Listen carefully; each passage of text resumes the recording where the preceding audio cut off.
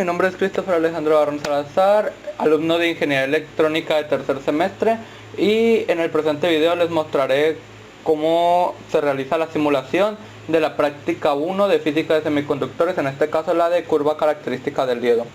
Bien, estoy utilizando el software de Proteus y como podemos observar tenemos un voltmetro conectado a nuestra resistencia y otro conectado a nuestro diodo. Tenemos una batería de 12 voltios y esta resistencia es a la que le cambiaremos los valores para ir observando los distintos valores de voltaje. Empezamos entonces con nuestra primera resistencia de 120 ohmios.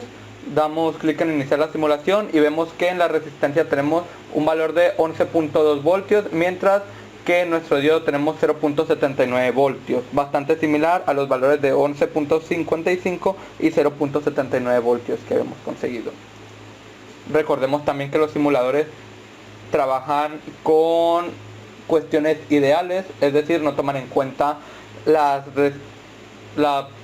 tolerancia que puede llegar a tener una resistencia o bien los altos que tiene nuestra fuente de voltaje, porque en este caso nuestra fuente de voltaje no era exactamente 12 voltios, sino que era de 12.37 o a veces variaba. Bien, pausamos la simulación y cambiamos el valor de la resistencia de 120 a 220. Iniciamos la simulación y tenemos que en la resistencia un voltaje de 11.2 voltios y en el diodo un voltaje de 0.76, bastante similares a los 11.59 y 0.76 voltios realizados con el multímetro. Volvemos a cambiar el valor de la resistencia, ahora de 220 a 330 ohmios, y volvemos a iniciar la simulación. Tenemos entonces un valor en la resistencia de 11.3 voltios y en el diodo 0.75 voltios.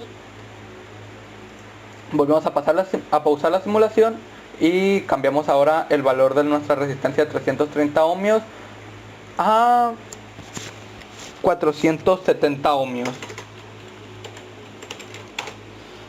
Tenemos ahora un voltaje de 11.3 voltios en nuestra resistencia, mientras que en nuestro diodo un voltaje de 0.73 voltios.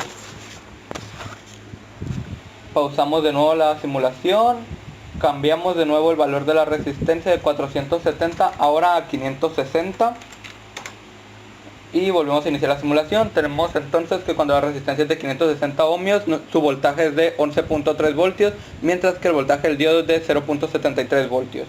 Pausamos nuevamente y volvemos a cambiar los valores. Editamos las propiedades, la resistencia en este caso va a ser de 670 ohmios y damos inicio a la simulación.